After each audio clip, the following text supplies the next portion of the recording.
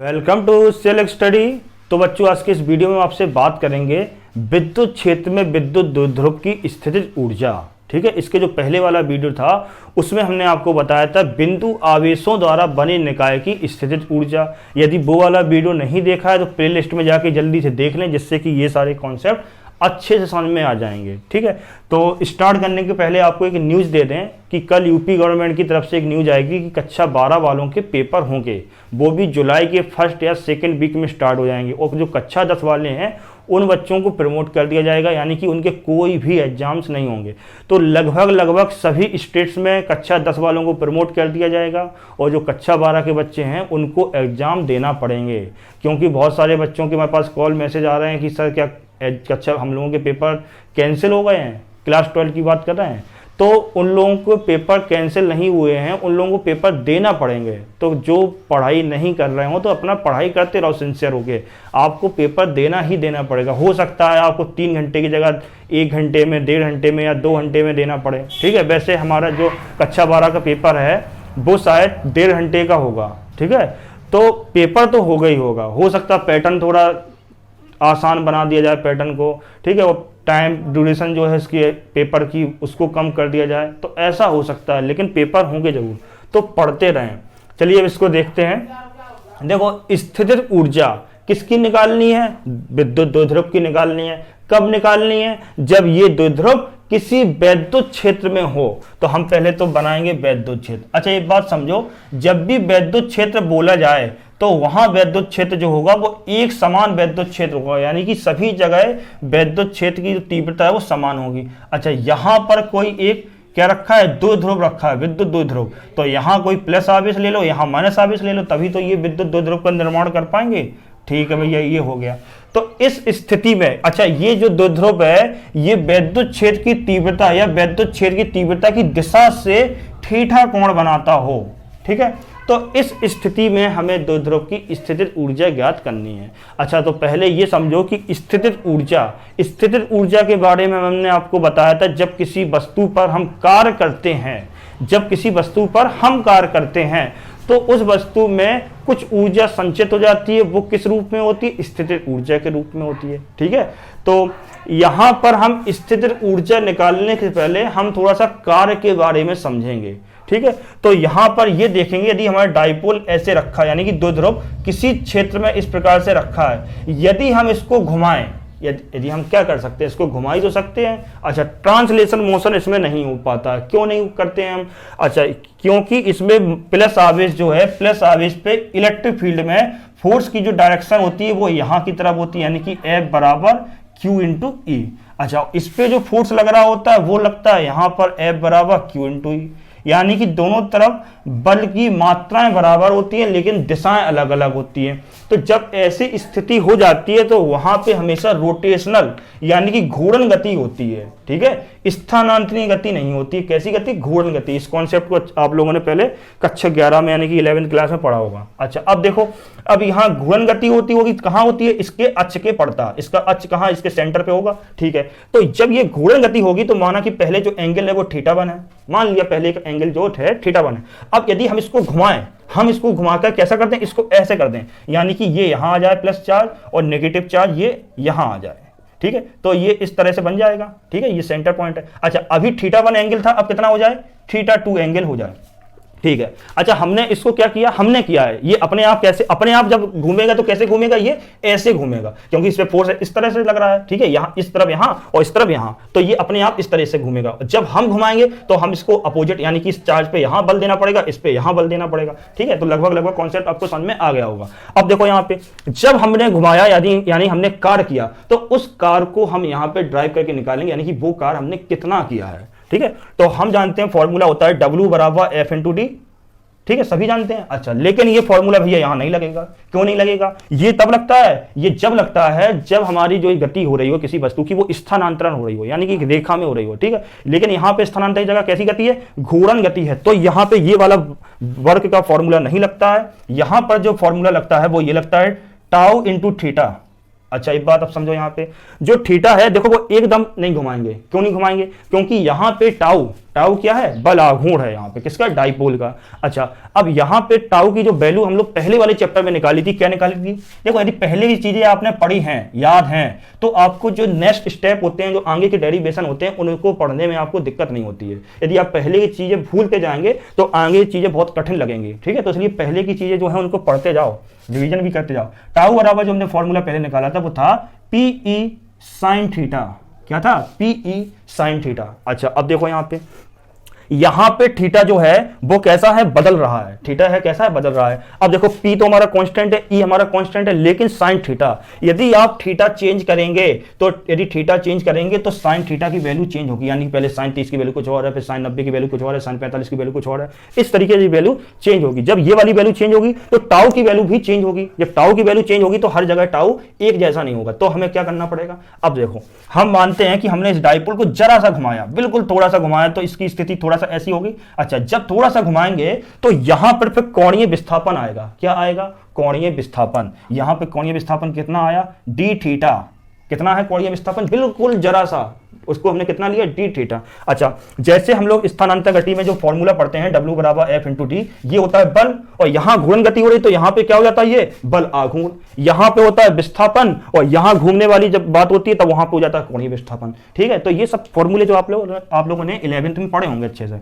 अच्छा अब देखो यहां पे जब छोटा सा हमने डिस्प्लेसमेंट मतलब कोणीय विस्थापन दिया तो यहां पे हम डी थीटा बोलेंगे, बिल्कुल छोटा सा है। अच्छा जब छोटा सा हम डिस्प्लेसमेंट देंगे इसको, तो हमें जो कार्य करना पड़ेगा वो भी तो बहुत थोड़ा करना पड़ेगा। यदि इसको थोड़ा सा यहां ले जाएं तो हमने थोड़ा सा कार्य किया, तो यहां पे भी हम क्या कर देंगे? D W. अच्छा ठीक है, अब इसके लिए हम मानते हैं कि थोड़ी सी जब विस्थापन होता है, कोणीय विस्थापन जब थोड़ा सा होता है, तो जो टाउ की वैल्यू है वो लगभग बराबर है दोनों स्थितियों में, यानी इस तरफ में, और जब हल्का सा यहां किया तो दोनों स्थितियों में टाउ की जो वैल्यू है वो बराबर, इसलिए मैंने टाउ को यहां पे अलग लिख दिया। बात समझ में आ गई? अच्छा लेकिन हमारा जो काम है वो यहां थोड़े से चलने वाला नहीं है, हमें वो कितना करना है? हमें करना है थीटा 1 से थीटा 2।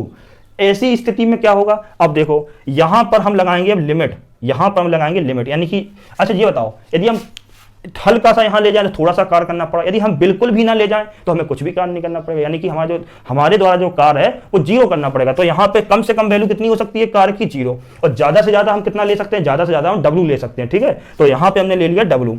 अच्छा अब देखो थीटा की लिमिट, तो थीटा की जो लिमिट है वो कहां है? वो है थीटा 1 से थीटा 2। ठीक है, जब ये कैसा साइन है? इंटीग्रेशन का साइन है, समाकलन का। तो ये कहां से कहां तक जा रहा है? थीटा 1 से थीटा 2, यानी कि जो डाइपोल है यहाँ पे समझ अच्छे से, यहाँ पे थीटा 1 पोजीशन पे, फिर कहाँ चला गया? ये चला गया फिर थीटा 2 पे। तो हमें इतने वाले से मतलब है ना, इतने जितना विस्थापन, ये कोणीय विस्थापन हुआ तो कितना हुआ? पहले यहाँ थीटा 1 पे था, अब यहाँ थीटा 2 पे आ गया, तो इसलिए हमने लिमिट ली है थीटा 1 से थीटा 2। ठीक है, समझ गए होगे इतनी बात? अब देखो अब हमें क्या करना है, जब ज्यादा बात हो रही है यहां से यहां तक, तो भैया जो टाउ है वो टाउ अब यहां से यहां जाने में बदल गया होगा। अब इस स्थिति में टाउ हम कांस्टेंट नहीं ले सकते हैं, तो टाउ की वैल्यू कितनी रख देंगे हम? PE sine theta. अच्छा अब देखो यहां पे हम 0 से डब्ल्यू लिमिट लेंगे, डी डब्ल्यू, और यहां पे टाउ की वैल्यू रख देंगे पीई साइन थीटा। देखो यहां पे हमने टाउ को जानबूझकर बाहर लिखा था लिमिट से, देखो इंटीग्रेशन से हमने इसको जानबूझकर बाहर लिखा था। क्यों लिखा था इस बात को आप नोटिस करें।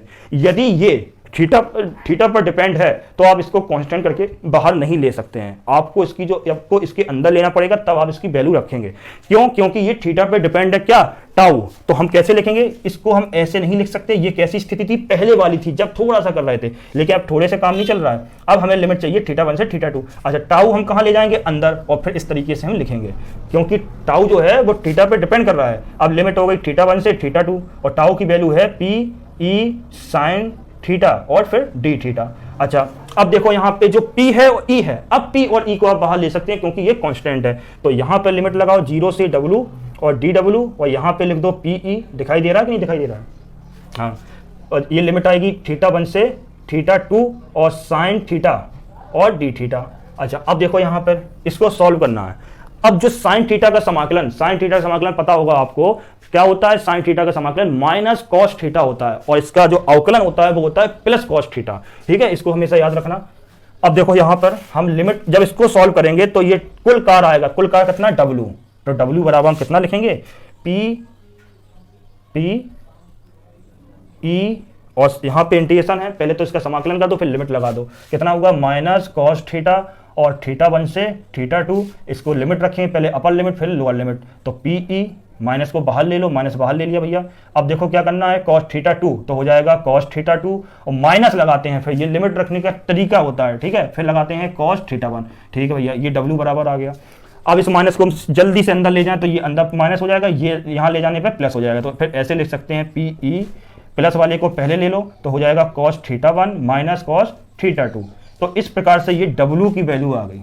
w की वैल्यू क्या आई है, जब हम किसी वैद्युत क्षेत्र में किसी द्विध्रुव को थीटा 2 मतलब थीटा 1 से थीटा 2 डिग्री पे घुमा दें, मतलब कोई विक्षेपित कर दें तो हमें इतना कार्य करना पड़ेगा, तो इस कार्य की अभी जरूरत होगी। तो इस कार्य को हम संभाल के यहां कहीं लिख लेते हैं, कितना लिख लें, w बराबर P E cos theta 1 minus cos theta 2। ये हमने इस तरीके से w की वैल्यू लिख ली क्योंकि हमें इसकी जरूरत पड़ने वाली है, ठीक है। चलिए अब देखते हैं आगे।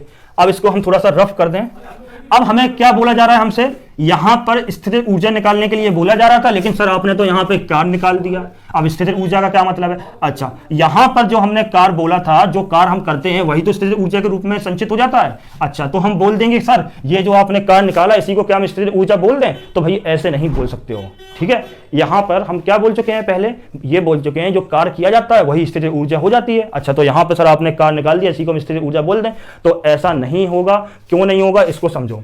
हम मानकर चलते हैं किसी द्विध्रुव को यहां पर स्थिर ऊर्जा क्या होती है, यदि हमें इस पोजीशन में स्थिर ऊर्जा निकालनी तो हमें इसको ऐसे पकड़ के रखना पड़ेगा, हमें इसको ऐसे इस पोजीशन में पकड़ के रखना पड़ेगा, और तो पकड़ के रखने के लिए हमें कुछ कार्य करना पड़ेगा। ऐसे समझो यदि कोई झूला इस प्रकार से गोल गोल झूल रहा है, घूम रहा है, ठीक है, आप उसको एकदम से ऐसे पकड़ लो झूले को, घूमती हुई चीज को, तो आप यदि कस के पकड़ लेंगे तो वो घूम नहीं पाएगी। अच्छा नहीं घूम पाएगी, तो है क्या, आपने जब पकड़ा तो आप कुछ ना कुछ उस समय कार्य कर रहे हो उसको रोके रखने के लिए, ठीक है। तो इसकी स्थितिज ऊर्जा निकालने के लिए क्या है, इसको वहां तक रोके रखने के लिए हमें कुछ ना कुछ कार्य करना पड़ेगा। तो यहां तक जो यहां से यहां तक हमें कार्य करना पड़ता, तो वही हम क्या करेंगे, जैसे ऐसे समझो मोटी भाषा में, जैसे ये पेन है इस पे यहां बल लग रहा हो, यहां पे आप खींच रहे हो, ठीक है। यदि आप चाहते हो कि ये यहां ना जाए, ये यहां रुकी रहे, तो आप इस दिशा में उतना ही बल लगा देंगे। बात समझ में आ रही है, इस दिशा में आप उतना ही बल लगाएं तो ये वस्तु यहां रुकी रहेगी। वैसे ही ये आप इसमें उतना यहां पे स्थितिज ऊर्जा के बराबर कार्य करते रहेंगे तो ये यहां पे रुकी रहेगी।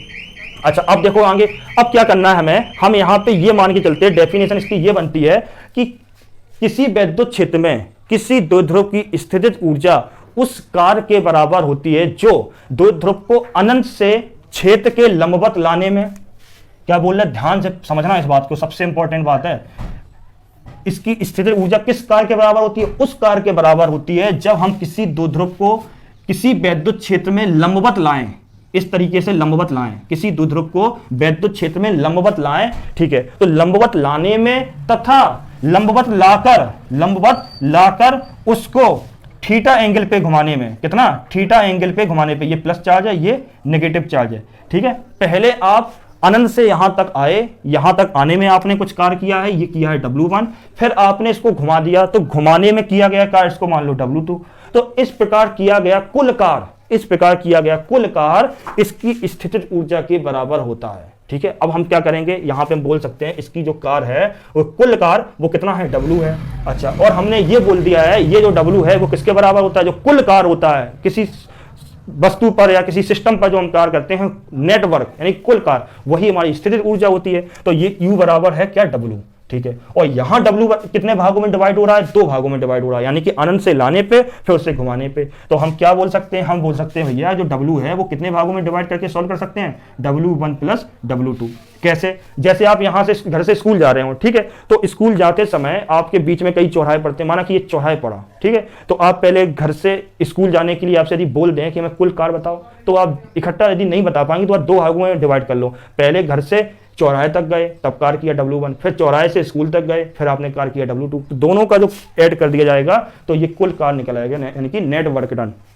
अच्छा यहां पर W किसके बराबर, U के बराबर है। तुम यहां पे सीधे सीधे बोल सकते हैं हमें क्या निकालना है, U बराबर W1 प्लस W2। अच्छा अब समझो यहां पे W1 क्या है, जब आप द्विध्रुव को अनंत से लंबवत लाएं, ये कंडीशन होती है। ये हम जैसे हम बोलते हैं ना, माना कि ऐसा ऐसा, तो ऐसा हम मान कर चलते हैं कि हम द्विध्रुव को अनंत से लंबवत लाएं। अच्छा ऐसा क्यों होता है, चलो उसको भी समझ लो। क्योंकि यदि आप अनंत से, ठीक है, अनंत से यदि लाएंगे, चलो यहां पे समझ लो, इसको थोड़ा सा अच्छे से बता दें।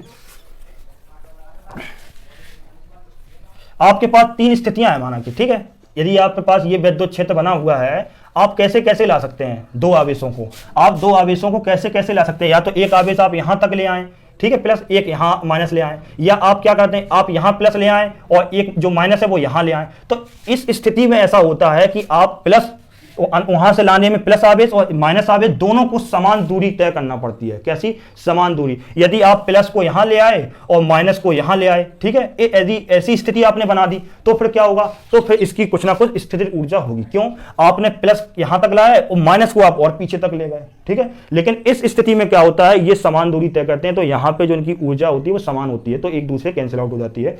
अच्छा, अब थोड़ा सा और समझो क्या होता है जब आप प्लस आवेश लाएंगे, तो यहां पे जो क्षेत्र में जब प्लस आवेश लाते हैं बल के विरुद्ध तो हमें कार्य करना पड़ता है, तो प्लस आवेश के लिए हमें कार्य करना पड़ेगा। बात समझ में आ रही है? और माइनस आवेश, इस माइनस आवेश पे फोर्स, इलेक्ट्रिक फील्ड की डायरेक्शन ये है तो इस पे फोर्स कहां लगेगा, नेगेटिव चार्ज में, अपोजिट। और ये जो छोटी छोटी चीजें हैं, बल कहां लगेगा, इसकी दिशा कहां होगी, आप हो सकता है इसको समझने में उलझ जाएं। इन सबको पहले हम बहुत अच्छे क्लियर कट तरीके से समझा चुके हैं एक एक पॉइंट को, ठीक है। आपने यदि पहले पढ़ा है, ये पहले वाले वीडियो देखे हैं, तो आपको हर एक पॉइंट वाली पॉइंट टू पॉइंट समझ में बात आ रही होगी, ठीक है। अब देखो इस पे बल ऐसा लग रहा है, इस पे बल ये लग रहा है, आप क्या कर रहे हैं, आप यहां अपोजिट में ला रहे हैं इसके, तो इस पे आपको प्लस चार्ज लाने में कार्य करना पड़ेगा और नेगेटिव चार्ज लाने में आपको कार्य नहीं करना, ये सिस्टम खुद कार्य करेगा उसको पास में लाने के लिए, ठीक है, क्योंकि इनके बीच में कैसा आकर्षण बल है, ये खुद खींच रहा है, ठीक है। तो माइनस को लाने में आपको कोई कार्य नहीं करना पड़ेगा, इसको लाने में कार्य करना पड़ेगा। यदि हम आपसे बोल दें नेटवर्क कितना है, नेटवर्क, ठीक है, तो नेटवर्क कितना हो जाएगा, 0। इसके लिए जो वर्क है वो W है, इसके लिए माइनस W है, तो जो नेटवर्क होगा वो कितना हो जाएगा, 0। कितना? 0। अच्छा, अब देखो यहां पे एक मोटी भाषा में बात समझ लो पहले तो। जैसे ये मार्कर है हमारे पास, यहाँ पे एक बल ऐसे लगे इस दिशा में, एक बल इस दिशा में लगे, दोनों की दिशाएं विपरीत हैं परंतु जो उनकी परिमाण है, मात्रा है दोनों बलों की वो बराबर हैं, ठीक है। तो इस स्थिति में जो नेट फोर्स इस पे लग रहा है इन सभी कंडीशन में, कैसी भी कंडीशन, जो नेट फोर्स है वो कैसा है, 0 है। लाए हैं, कार्य किया, इसने खुद किया, तो दोनों को जोड़ेंगे तो 0 हो जाएगा। तो सीधा सीधा मतलब है जब आप ऐसी स्थिति में लाएंगे इसको, दो ध्रुव को, प्लस आवेश यहाँ आए और माइनस आवेश यहाँ आए, उसकी जो अक्ष है वो उसके लंबवत हो, तो इस स्थिति में जो कार्य होगा W1 वो कितना होगा, 0 होगा, ठीक है। सीधा मतलब ये निकला, वो कार्य कितना होगा, 0। अच्छा, अब दूसरा काम क्या करते हैं, दूसरा काम करते हैं हम इसको घुमाते हैं। अच्छा, और घुमाने में जो कार्य किया जाता है वो कार्य हमने पहले से निकाल के रख लिया। यहाँ पे किसी द्विध्रुव को वैद्युत क्षेत्र में घुमाने में कितना कार्य किया जाता है, वो इतना किया जाता है, ठीक है। तो हम W2 हम जानते हैं, ठीक है, तो W2 की वैल्यू U बराबर हो जाएगी, तो क्या लिखेंगे, U बराबर PE cos θ1 माइनस cos θ2, ठीक है। तो ये हमारा क्या निकला, ये निकला हमारा U, यानी कि यहां पर स्थितिज ऊर्जा। अच्छा, अब यहां पर जो स्थितिज ऊर्जा है वो क्या है, change of potential energy. Change of यानी कि दो पोटेंशियल एनर्जी का अंतर होता है ये, ठीक है। लेकिन हमें चाहिए किस पोजीशन के लिए, हमें चाहिए है इस पोजीशन के लिए स्थितिज ऊर्जा। तो इस पोजीशन के लिए स्थितिज ऊर्जा कैसे निकालेंगे? अच्छा, पहले कहां से आ रहा है, पहले इस कंडीशन में है, ठीक है, यहां से ये घुमाया आपने और हमें इस कंडीशन में चाहिए स्थितिज ऊर्जा। तो पहले का एंगल कितना है, पहले इसके बीच का एंगल है 90, ठीक है, और बाद में कितना हो रहा है, थीटा। तो θ1 की वैल्यू जो है, पहले वाला एंगल होता है θ1, तो θ1 की जो वैल्यू है वो है हमारी 90 और θ2 की वैल्यू है वो है हमारी थीटा, ठीक है। तो अब ये वैल्यू हम यहां पुट कर देंगे, तो cos 90, θ1 cos 90, तो cos 90 की वैल्यू कितनी होती है, cos 90 वैल्यू होती है 0, ठीक है। और θ2 की यहां पे रखें, थीटा हो जाएगा। तो यहां पे जो फाइनल रिजल्ट आएगा उसको यहां लिख लेते हैं, जो फाइनल रिजल्ट आएगा वो आएगा U बराबर PE cos थीटा, और साथ में जो ये माइनस है ये माइनस आ जाएगा बाहर, ये माइनस आ जाएगा बाहर। तो ये हमारा फॉर्मूला यानी कि रिजल्ट, फाइनल रिजल्ट ये मिला।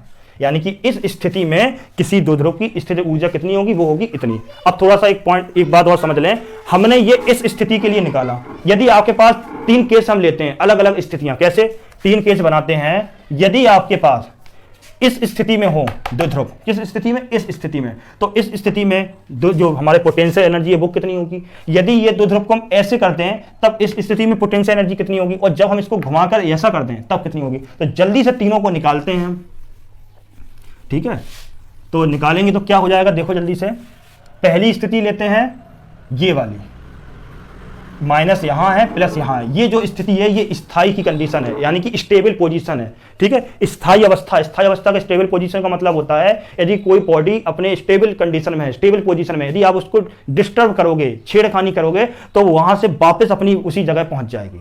यानी कि, और एक बात और समझो, स्टेबल कंडीशन में किसी भी वस्तु की जो पोटेंशियल एनर्जी यानी कि स्थितिज ऊर्जा जो होती है वो सबसे कम होती है। जो बात हमने अभी बोली है इसको पॉइंट टू पॉइंट कहीं पे नोट कर लो, ये सबसे इंपॉर्टेंट बात है। क्या कि स्टेबल कोई पोजीशन हो, स्थायी कंडीशन, स्थायी अवस्था, वहां पर क्या पोटेंशियल एनर्जी यानी कि स्थितिज ऊर्जा जो होती है वो सबसे कम होती है, ठीक है। और एक होती है अस्थायी कंडीशन। अस्थायी कंडीशन में क्या होती है, अस्थायी कंडीशन यानी कि अनस्टेबल पोजीशन, वहां पे स्थितिज ऊर्जा सबसे अधिक होती है। यदि आप हल्का सा उसको डिस्टर्ब करेंगे तो वस्तु वहां से हट जाएगी। अभी तीनों को यहां पे दोनों को बताएंगे। और तीसरी कंडीशन होती है न्यूट्रल।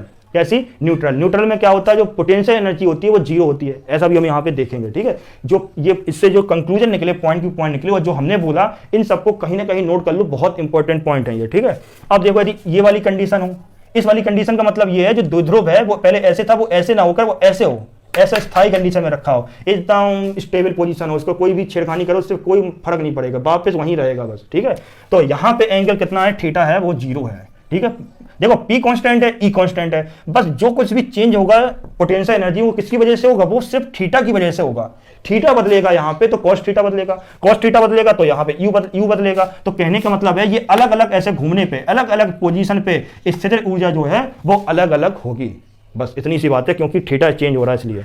अच्छा, यहाँ पे जब जीरो है, अच्छा है तो बहुत सारी कंडीशन है, तो बहुत सारी कंडीशन, लेकिन हम बहुत सारी कंडीशन को ना लेकर तीन कंडीशन ले लेते हैं, ठीक है, जो हमारी एक प्रमुख टाइप की मुख्य मान लो, ठीक है। तो उन तीन जो कंडीशन में पहले थीटा बराबर जीरो यहाँ रखो, cos जीरो कितना होता है, 1 होता है, तो u बराबर आ जाएगा PE, यानी कि ये किसी द्विध्रुव की सबसे कम जो स्थितिज ऊर्जा है वो इस कंडीशन में होगी, और वो कितनी होगी, -PE, ठीक है भैया। अब दूसरा देख लो पॉइंट, दूसरे कंडीशन क्या है, दूसरे कंडीशन में ये है जो प्लस है उसको हम इसको द्विध्रुव को इस तरीके से 90 डिग्री पे घुमा दें, तब क्या होगा, प्लस यहां पहुंच जाएगा और माइनस यहां पहुंच जाएगा। इस कंडीशन में एंगल बन जाएगा 90। जब 90 बन जाएगा, हम जानते हैं यहां पे 90 रखोगे तो cos 90 होता है जीरो, जब यहां जीरो तो पूरा जीरो, तो u बराबर कितना हो जाएगा, जीरो। ये कैसी कंडीशन होती है, न्यूट्रल। यहाँ पे कोई भी हमारी स्थितिज ऊर्जा जीरो है, बात समझ। तो हमें जब भी कोई सिस्टम का, देखो बहुत सारी चीजें होती हैं, कुछ चीजें जो 11 क्लास की हैं वो यदि हम इनमें सब बताएंगे तो वीडियो काफी बड़ा हो जाएगा। तो आपको पता होगा जब भी हम किसी सिस्टम को, किसी मतलब मोशन को सॉल्व करते हैं, यदि वहां पे पोटेंशियल एनर्जी निकालना होता है तो किसी एक पोजीशन पे हमें पोटेंशियल एनर्जी को जीरो लेना पड़ता है, ठीक है। ये सब फर्स्ट ईयर क्लास 11 की बातें हैं। तो जिस पोजीशन में हम यहाँ पर जिस पोजीशन में पोटेंशियल एनर्जी जीरो लेते हैं वो पोजीशन ये होती है, वो पोजीशन ये इसके परपेंडिकुलर वाली होती है, ठीक है। तो इसलिए यहाँ पे क्या आता है, जीरो आता है। अच्छा, अब देखो यदि इस डायपोल को, द्विध्रुव को पूरा घुमा दें और एक बार 90 घुमा दें तो पूरा एंगल कितना हो जाएगा, पूरा एंगल हो जाएगा 180। अब यहाँ 180 रखो क्या हो जाएगा, -1 होता है cos 180 की वैल्यू, तो माइनस, और यहां से ये माइनस माइनस प्लस, तो जो थर्ड वाली कंडीशन बनेगी वो u बराबर हो जाती है PE। देखो भैया क्या आया, ये माइनस में आई, ये प्लस में आई। कहने का मतलब है इस पोजीशन में इसको बोलेंगे अनस्टेबल यानी कि अस्थायी स्थिति, ठीक है। इस स्थिति में पोटेंशियल एनर्जी सबसे ज्यादा होती है। यदि आप हल्का सा इसको छेड़खानी कर दोगे तो ये तुरंत घूम के ऐसे आ जाएगा, ये तुरंत घूमकर ऐसे आ जाएगा। और यदि इस कंडीशन पहले जीरो वाली कंडीशन है, उसमें यदि आप इसको हल्का से डिस्टर्ब ऐसा करोगे, ये कुछ नहीं होगा, ये वहीं वापस रहेगा, वापस वहीं आ जाएगा। तो ये तीनों कंडीशन हो गई हमारे पास। ये टॉपिक थोड़ा सा इंपॉर्टेंट है, इससे न्यूमेरिकल आ जाते हैं, कॉन्सेप्चुअल। तो फिर आज के लिए इतना ही, बने रहे हमारे साथ सीएल स्टडी के साथ। हाँ, वीडियो थोड़ा शेयर या और चैनल को सब्सक्राइब कर दिया करो, ठीक है, जिससे कि और लोगों का भी भला हो। धन्यवाद आज के लिए।